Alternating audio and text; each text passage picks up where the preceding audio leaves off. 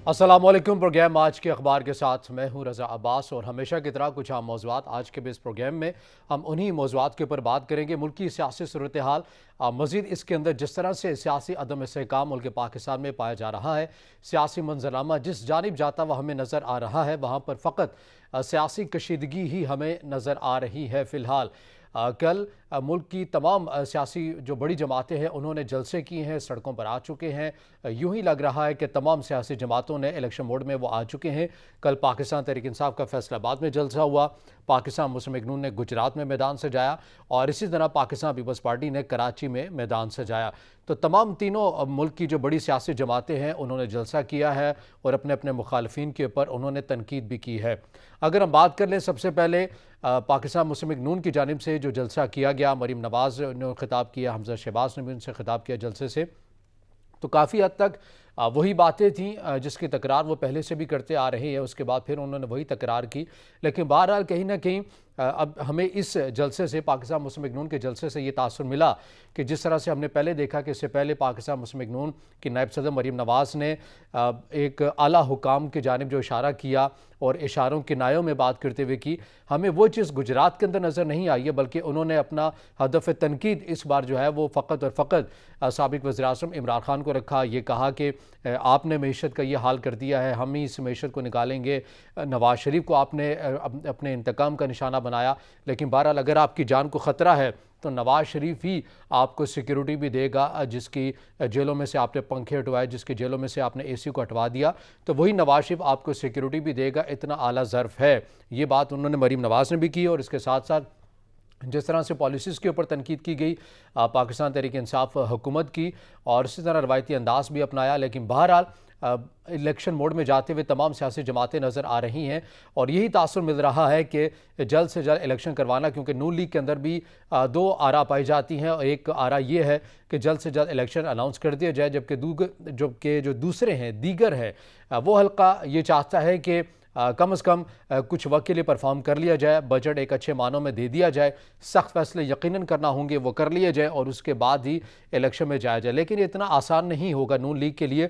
और बहरहाल जो हमने इन दिनों में देखा है कि जिस तरह से ये मखलूत हुकूमत कन्फ्यूजन का शिकार है, बड़े फैसले नहीं कर पा रही है, मुल्क पाकिस्तान के फैसले होने हैं, लेकिन लंदन में जाके मुलाकातें हो रही हैं, वहाँ पर लाहेअमल तैयार किया जा रहा है पाकिस्तान के हवाले से।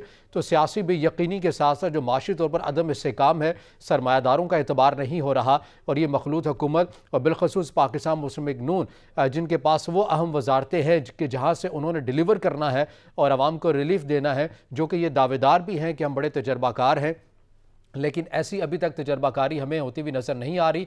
एक अभाम की सी सूरत हाल है। कभी लंदन चले जाते हैं तो अभी मुत्तहिदा अरब अमारात में ताज़ियत के लिए मौजूद हैं। मुल्क पाकिस्तान में हुकूमत कहाँ है, क्या कर रही है, आवाम को रिलीफ देने के लिए क्या लाहेअमल है, ये फ़िलहाल अभी तक कोई मनसूबाबंदी हमें सामने नहीं आ रही। आवाम परेशान है और वह यही सोचने के पर मजबूर है कि शायद इस मुल्क के दो वज़ीर आज़म हैं जो कि एक पाकिस्तान में है, एक लंदन में है, और दो वज़ीर ख़जाना है जो कि पाकिस्तान में है एक और एक लंदन में है। और जो अगर बात करें साबिक़ वज़ीर-ए-आज़म नवाज़ शरीफ की, तो यकीनन जो पाकिस्तान तहरीक इंसाफ तनकीद करती है कि ऐसे शख्स से आप आरा ले रहे हैं, ऐसे शख्स से जाकर मुल्की मामलात को डिस्कस कर रहे हैं, जिसे इस मुल्क की अदालतों ने सज़ाएँ दे रखी हैं, और आप उन्हीं से जाके मुशावरत भी कर रहे हैं, तो इस मुल्क का क्या हो रहा है। यकीनन तौर पर पाकिस्तान तहरीक इंसाफ के नैरेटिव को ये मज़ीद एक तक़वियत देती है ऐसी मुलाकातें भी, कि जब आप खुद आज़ाद फैसले नहीं कर सकते और आप एक पार्टी की हद तक हो या फिर मुल्की मामलात की हद तक हो, आप एक ऐसे शख्स से जाके मुशावरत कर रहे हैं जो कि अदालतों से सज़ा याफ्ता है।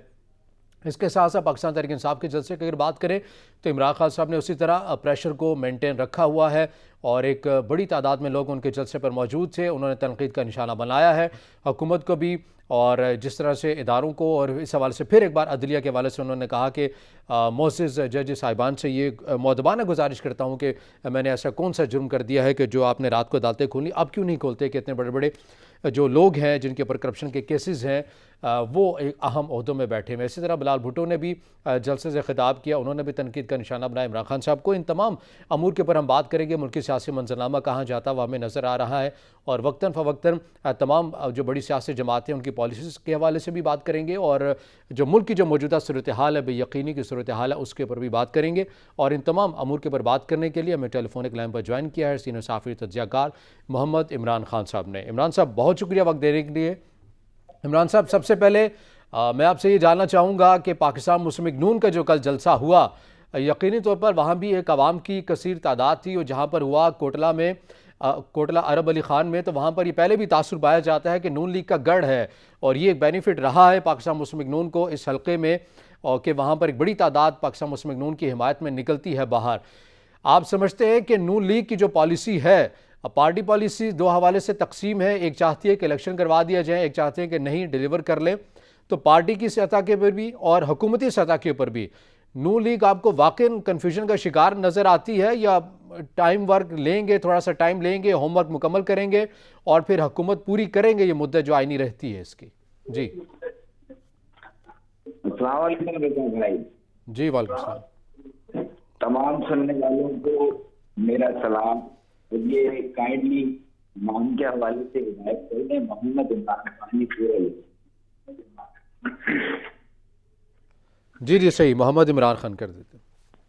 जी, आपने जैसे कि फरमाया कि नून लीग का जलसा एक ऐसे मुकाम पर था कि जहां नून लीग का गढ़ समझा जाता है, उसके बावजूद अगर आप उस जलसे में मौजूद लोगों की तादाद पर गौर करें तो ये बात वाज़ेह होती है कि इमरान खान का फैसलाबाद में होने वाला जलसा उससे कहीं ज्यादा बड़ा था, बारौनक था, और वहां हम लोगों के जज्बे को और उस जज्बे की शिद्दत को महसूस कर सकते थे।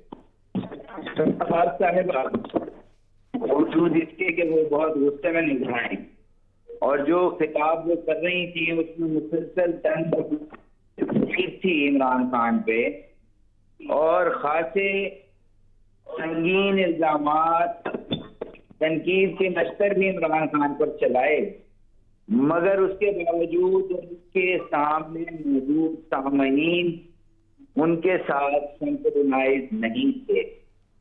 और ये महसूस हो रहा था कि ऐसे लोग हैं जिन्हें किसी मफाद के ज़ेर साया या किसी मजबूरी के ज़ेर साया वहां जमा किया गया है। और यकीनन नून लीग के हवाले से ये बात बेशुमार मरतबा टीवी और मीडिया पर कही गई है कि नून लीग के जलसों में शिरकत के लिए तमाम इलाका के पटवारियों और सरकारी मशीनरी को ये जिम्मेदारी दी जाती है कि उस जलसे की रौनक का इंतजाम करें।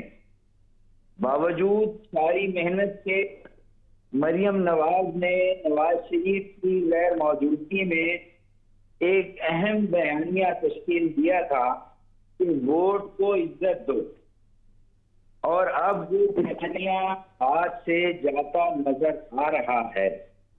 इस वक्त की सूरत हाल ये है कि नून लीग के इत्तेहादी माल बनाने वाली तमाम वजारतें हासिल कर चुके हैं, और नून लीग के चाहने वाले या नवाज शरीफ के चाहने वाले ये पूछ रहे हैं कि उन्हें इस हुकूमत का क्या फायदा हुआ। माल पानी बनाने वाली तमाम वजारतें तो इत्तेहादी ले गए, और नवाज शरीफ आज भी मुल्क से बाहर रहने पर मजबूर हैं। मरियम नवाज साहिबा मुल्क से बाहर नहीं जा सकती, तो जमा और तफरीक करने के बाद लोग ये सोच रहे हैं कि आखिर मुस्लिम लीग नवाज के हाथ क्या आया। वोट को इज्जत दो का बयानिया भी हाथ से निकला जा रहा है, और जैसा आपने अभी अपने इंट्रो में बताया और बिल्कुल दुरुस्त निशान फरमाई कि इस वक्त यूं लगता है कि मुल्क में एक नहीं दो हुकूमतें हैं, एक नहीं दो वजीर आजम हैं। वैसे भी नून लीग का हमेशा से ये नारा रहा है या कहना रहा है कि दिलों के वजीर आजम तो नवाज शरीफ हैं, तो अब भी ऐसा ही लगता है कि उनका कहना ही है कि नवाज शरीफ ही असल वजीर आजम हैं। और देखें, यही वजह है कि शहबाज शरीफ साहब कोई जाती हैसियत में फैसला नहीं ले पाए, और हर फैसले के लिए वो बड़िया साहब की तरफ देखते हैं और यही सिचुएशन उनके वजीर खजाना की है, जिनका अपना कारोबार तो दिन दूसरे और रात चौगुनी तरक्की कर रहा है, लेकिन मुल्क के अवाम को वो रिलीफ नहीं दे पाए।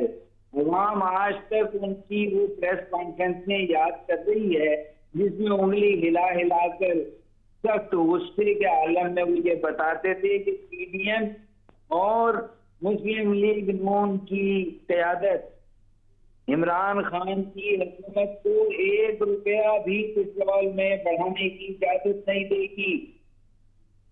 तो इस सूरत हाल में नून लीग के हाथ क्या आया? अगर हम बहैसियत तज्जिया निगार और सहाफ़ी देखते हैं तो हमें भी ये महसूस होता है कि नवाज शरीफ साहब के मुतालिक जब ये हमें बताया जा रहा है और कहा जा रहा है बाज़ अहम लोगों की तरफ से जो नवाज शरीफ साहब की सियासत पर नजर रखते हैं कि मुस्लिम लीग नून के कायद नवाज शरीफ साहब इन असम्बलियों की कारकर्दगी से और हुकूमत की कारकर्दगी से मुतमईन नहीं है और वो इन असम्बलियों को बर्खास्त करने का सोच रहे हैं, क्योंकि वो ये जानते हैं कि इस सियासी और मुआशी बहरान का कोई साइड ये हुकूमत तलाश नहीं कर पाएगी।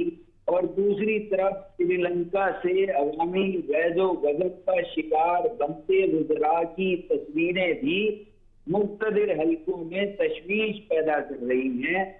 तो यकीनन हमें ये बात अच्छी मालूम होती है। सही, लेकिन साथ में ये भी बताइएगा कि जिस तरह से नून लीग माशी तौर पर उस तरह से फैसले नहीं कर पा रही, यकीनन वो फैसले ना करने की वजह तो यही बता रहे हैं कि हम चूंकि एक मखलूत हुकूमत हैं और मिल के ही फैसला करने हैं, तहरीक अदम एतमाद के हवाले से हमारा अकेला फैसला नहीं था, तमाम स्टेक होल्डर्स भी शामिल हो और माशी तौर पर अगर हम सख्त फैसले करते हैं तो एक सियासी कीमत भी है जो कि चुकाना पड़ेगी और नून लीग वो कीमत अकेले क्यों चुकाए, तमाम स्टेक होल्डर्स को भी उसके अंदर शामिल होना पड़ेगा उस फैसले के अंदर। तो बज़ाहिर तो वो अपनी जो पार्टी की हद तक जो सियासत है वो उसी को बचा रहे हैं और वो कह रहे हैं कि तमाम स्टेक होल्डर्स आ जाए, पेट्रोलियम मसनूआत की कीमतें हम इजाफा कर देंगे। और इस हवाले से ज़राए के मुताबिक ये खबरें भी तो चल रही हैं कि कौमी सलामती कमेटी का इजलास भी बुलाया जा सकता है मुआशी सूरत हाल के ऊपर और तमाम स्टेक होल्डर्स को बिठा कर फिर ये फैसले किए जाएँ। तो आप समझते हैं कि कीमत देने के लिए नून लीग तो तैयार है, लेकिन वो ये चाहती है कि तमाम स्टेक होल्डर्स मिलकर ये फिर फैसला करें कि हमें जो है माशी तौर पर सख्त फैसले करने होंगे।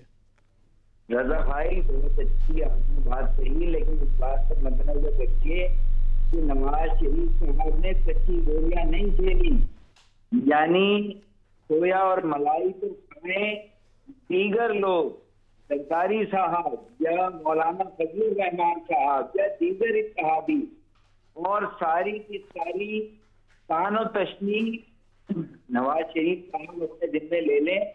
मेरे इल्म और यकीन के मुताबिक ऐसा कभी नहीं होगा।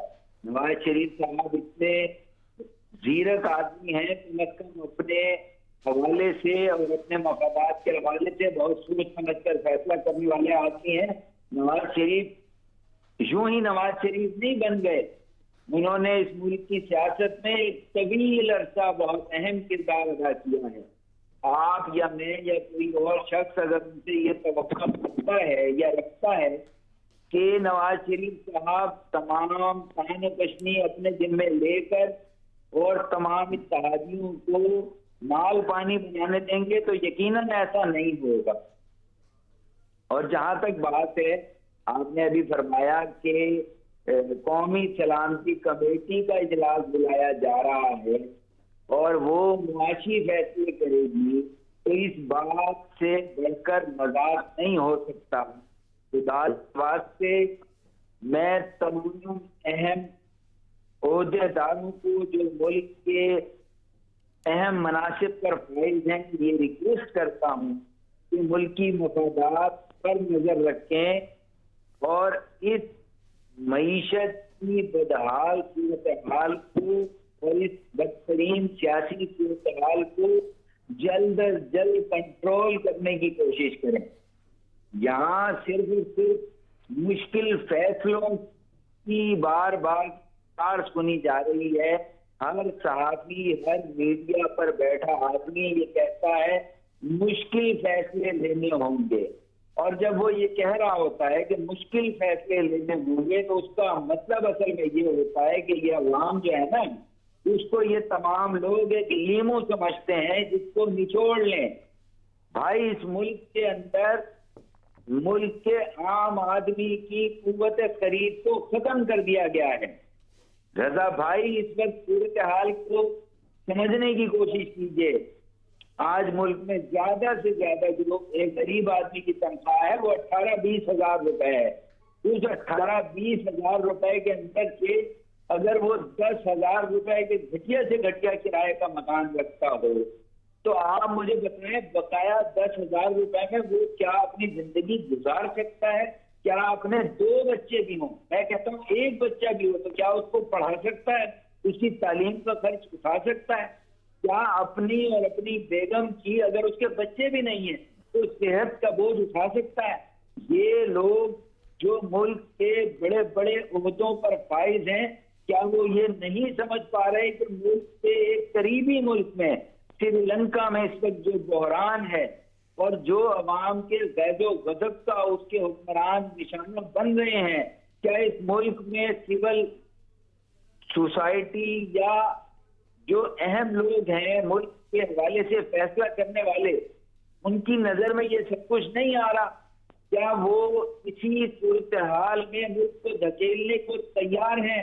और क्या वो तमाम बड़े स्टेक होल्डर जिनके इस मुल्क में असल मफादात है, जिनकी पांचों हमेशा घी में होती हैं, जिनकी कोई हुकूमत आए कोई हुकूमत जाए उनके मफादात में कमी नहीं आती, क्या वो इस मुल्क को इसी तरह बर्बाद होने देंगे? सही, ठीक है। लेकिन फिर इसके साथ साथ जिस तरह से ये दुरुस्त बात है कि आवाम की जो क़ुव्वत ख़रीद है वो जवाब दे चुकी है और रोज़गार के मौक़े इस मुल्क के अंदर नहीं है, तमाम सियासी जमातें भी इक़्तिदार में आई हैं। अब तो पाकिस्तान तहरीक इंसाफ भी आई, जिससे पहले ये कहा जाता कि मौका नहीं मिला, अब तो वो भी इस दौड़ के अंदर और इसके अंदर शामिल हो चुकी है इस फहरिस्त में।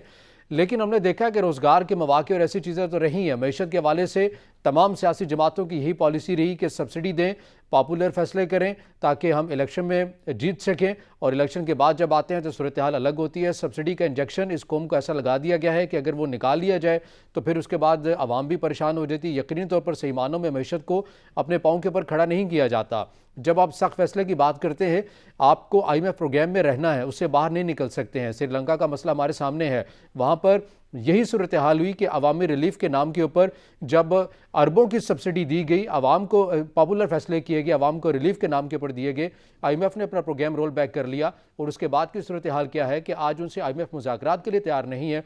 वो ये कहते रहे कि हम आपसे पहले कहते थे कि आप सब्सिडी ना दें, लेकिन आपने दी है। तो फिर इस सूरत हाल में पाकिस्तान को भी ऐसी सूरत हाल का सामना है। जो सब्सिडी इमरान खान साहब को ख़त्म करनी चाहिए थी अपने आखिरी वक्त के अंदर, उन्होंने नहीं की है। उन्होंने एक पॉपुलर फैसले किए और जिसके लिए पाकिस्तान मुस्लिम लीग नून या दीगर जो भी जो मखलूत हुकूमत है वही कहती हुई नज़र आ रही है कि माइंस बिछाई हैं आपने नई हुकूमत आने वाली, कि हमें मुश्किल फैसले करने पड़ेंगे। फिर रजा भाई, इस मुल्क में एक तस्हीह कर लें, काइंडली अपने रिकॉर्ड की दुरुस्ती के लिए एक तस्हीह कर लें। अवाम को कभी भी कोई रिलीफ नहीं दिया गया। ये बयानिया वो मईशत दान फैलाते हैं जिन्हें बाहर से फंडिंग होती है या जिन्हें इन अशराफिया के, पाकिस्तान की मुख्तदिर अशराफिया की वकालत करनी होती है। ये बयानिया वो फैलाते हैं कि हम सब्सिडी दे रहे हैं। इस मुल्क के अवाम को बहाने बहाने से हर कदम पर लूटा जाता है। ये सब्सिडी देते हैं, इस मुल्क के अवाम का खून चूसते हैं। मैं आपको 2-3 मिसालें देता हूँ। ये सब्सिडी, ये अभी आजकल हमने बड़ा एक मकबूल बयानिया सुना, इमरान खान ने भी बड़ी कीमत कम रखी बिजली की, है ना? आपने भी सुना होगा यकीनन। और अब ये कहते हैं मुश्किल फैसले लेने होंगे, बिजली की कीमत बढ़ानी होगी क्योंकि इमरान खान ने बहुत गलत फैसला किया था। अरे, इस कौम पर कोई एहसान नहीं किया इमरान खान ने बिजली की कीमत रख के। मैं पूछता हूँ उन तमाम लोगों से जिनके दिल में दर्द है इस मुल्क का और जो अल्लाह पर ईमान रखते हैं, कि इससे ज्यादा बड़ी बददियानती मुझे बताएं कि पाकिस्तान में ये जो बिजली के बिल हैं, इन बिलों के ऊपर जो फॉर्म करने का तरीकाकार है बिलों को, कि अगर 100 यूनिट जलाएगा तो उसके लिए इतनी कीमत चार्ज की जाएगी, 200 यूनिट जलाएगा तो उससे ज्यादा, और 300 यूनिट जलाएगा तो उससे ज्यादा। इससे बड़ी कोई डाकाजनी हो सकती है मुल्क में? ये अभी हमें रिलीफ बताते हैं मुझे और आपको कि हम मिडिल क्लास लोग अगर 200 यूनिट से ज्यादा जलाएं तो ये हमसे डबल चार्ज करते हैं, और 20-20, 25-25 रुपए का यूनिट ये मुख्तलिफ हुकूमतें हमसे चार्ज करती आई हैं। 50 पैसे की कॉस्ट है यूनिट की अगर वो बिजली पानी से बनाई जाए। ये अपनी नाअहली छुपाने के लिए ये झूठ बोलते हैं कि ये रिलीफ दे रहे हैं। 50 पैसे कॉस्ट है। मैं चैलेंज करता हूं मेरे साथ बैठकर इस बात पर कोई हुकूमत अपना आदमी दे और मुनाजरा कर ले। 50 पैसे यूनिट की कॉस्ट पड़ती है मैक्सिमम पानी से बनने वाली बिजली पर। इनको किसने कहा है 20 रुपए के एग्रीमेंट करते हैं ये? इनको किसने कहा है 25 रुपए के एग्रीमेंट करते हैं ये अपनी चोरियां छुपाते हैं। एक हुकूमत आए या दूसरी हुकूमत आए, इमरान खान भी इस कौम को धोखा देता रहा है। मैं माजरत के साथ ये कह रहा हूं, मैं इमरान खान का एक जमाने में जाती दोस्त रहा हूं। 80 से ज्यादा मुलाकातें हैं मेरी 2006, 2007, 2008 में इमरान खान से। मैं इमरान खान के साथ रोजाना, तकरीबन रोजाना असर से मगरिब तक वॉक किया करता था ब्लॉक स्कीम में। ये पार्लियामेंट लाजिज में जिस वक्त ये आदमी एक सीट का एमएनए था, ये सादा आदमी है। मेरी जो परसेप्शन है इसके बारे में, 29 से ज्यादा मुलाकातों में इस इमरान खान को जो मैंने जज किया, ये एक भोला और सादा आदमी है जो बहुत से मुश्किल मामलात का एक इंतहाई बचगाना और सादगी से हल तजवीज करता है जो हुकाइक के बिल्कुल बरखिलाफ होता है। ये मामलात की अंडरस्टैंडिंग नहीं रखता मुल्क का वज़ीर आज़म रहा।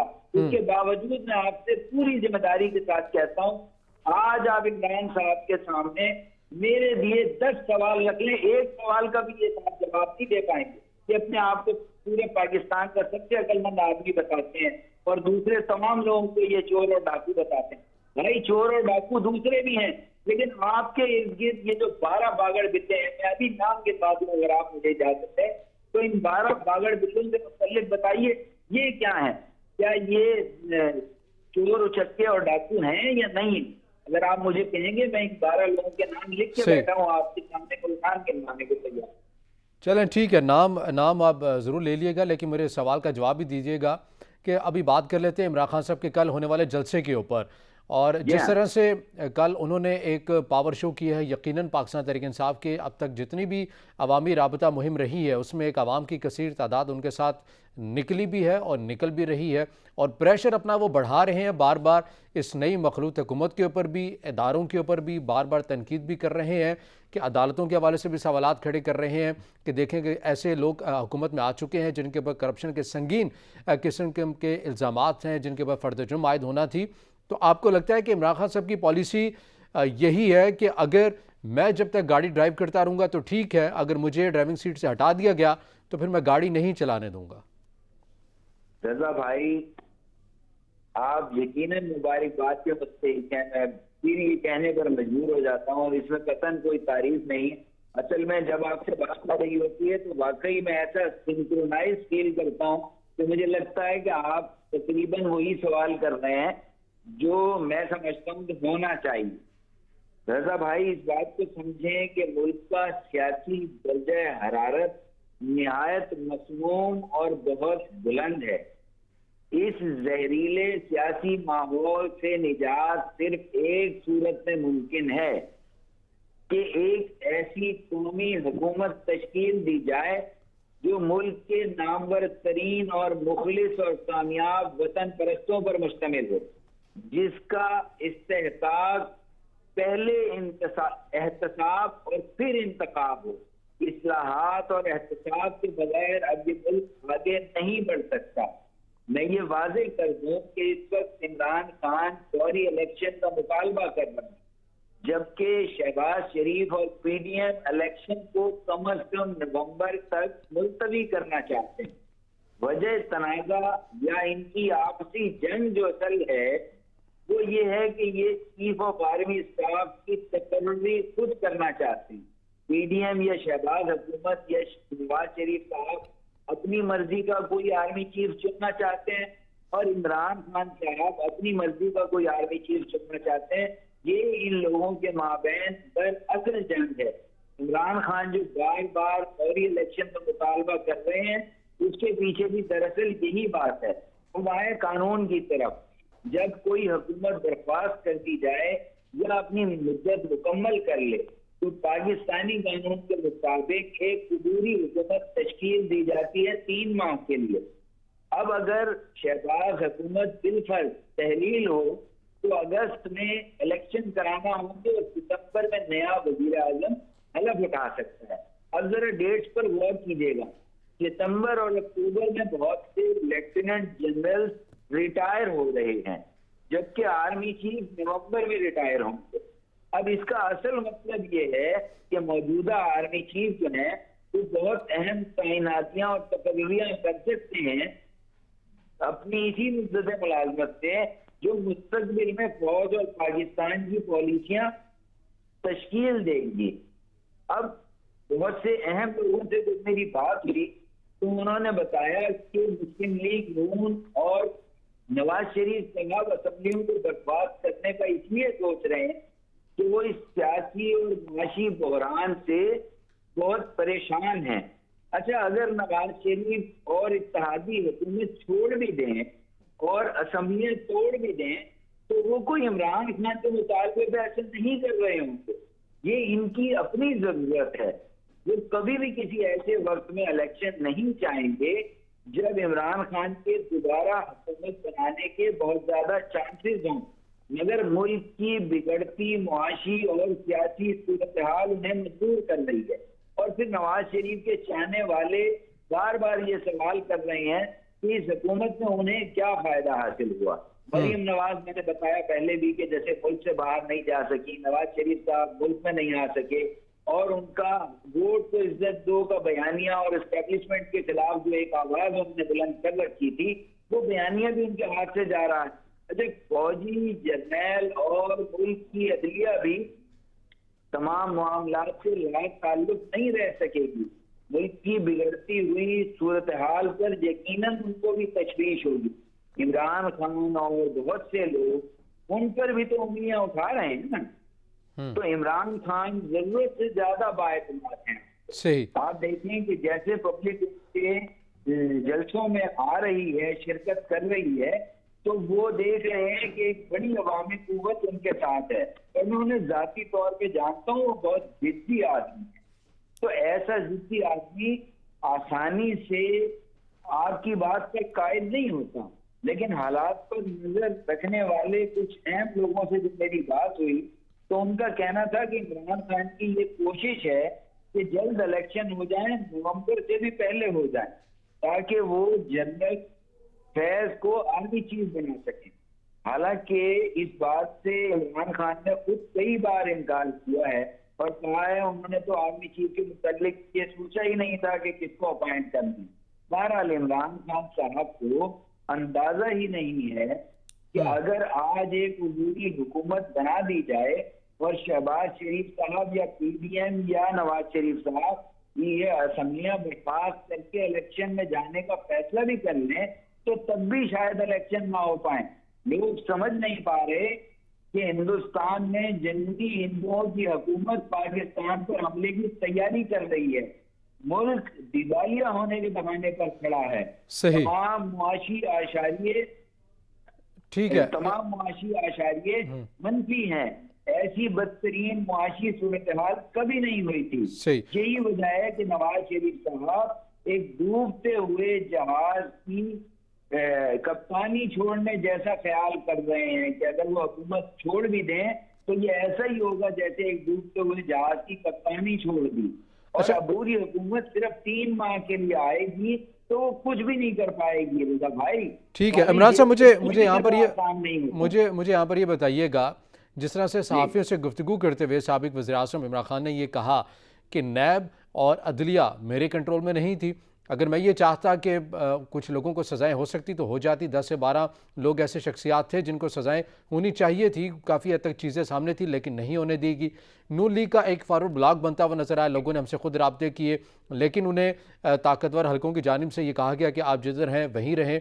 तो इस हवाले से आपको लगता है कि फिर जो तनकीद होती है पाकिस्तान तहरीक इंसाफ के ऊपर, बिलखसूस साबिक़ वज़ीर-ए-आज़म इमरान खान के ऊपर, कि उनके दौरे हुकूमत में हुकूमत वो नहीं चला रहे थे, बल्कि वो एक डमी के तौर पर सामने थे, और अब जो जलसों में जाकर उन्होंने बयानिया अपनाया है, नून लीग तो इस बयानिया को छोड़ चुकी है, वोट को इज्जत दो, अब हकीकी तौर पर पाकिस्तान तहरीक इंसाफ ने वो उस बयानिया को अपना लिया। आपको भी लगता है कि ऐसा ही है?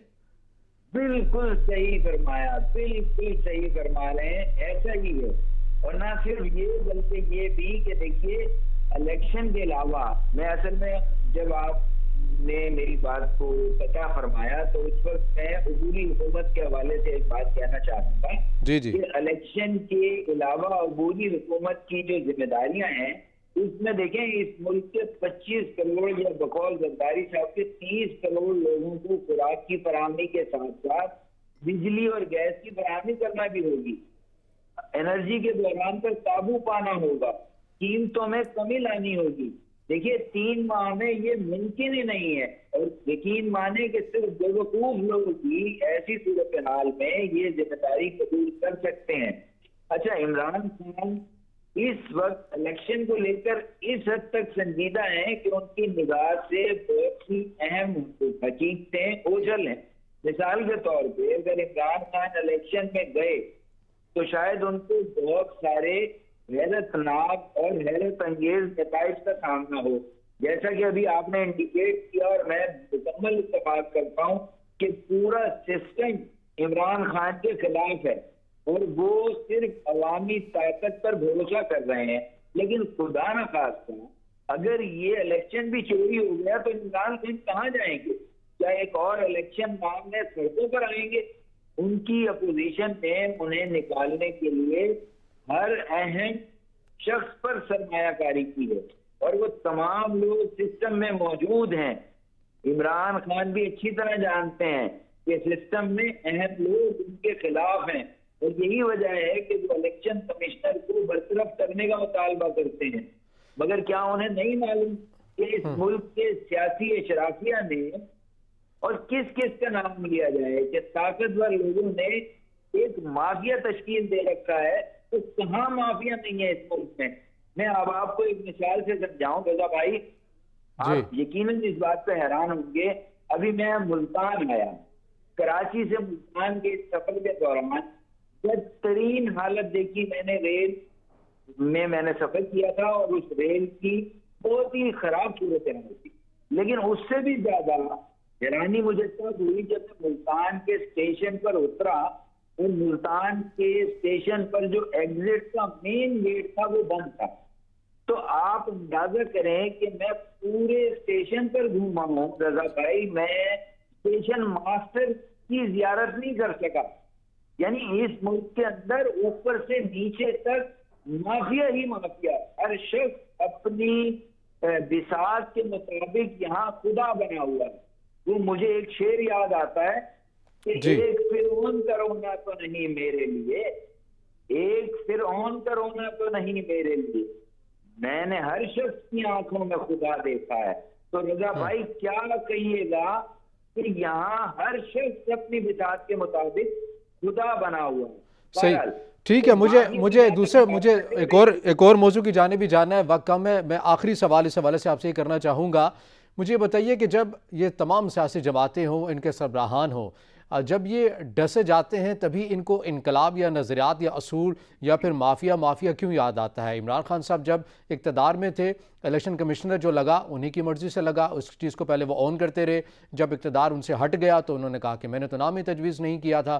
पहले गिरफ्तारियों को ऑन करते रहे, कहा कि खाकान अब्बासी बहुत बोलता है, अब मैंने उसको जेल में डाल दिया है। नवाज शरीफ अमेरिका से मैं वापस जाऊँगा, AC हटवा दूँगा, पंखे हटवा दूँगा।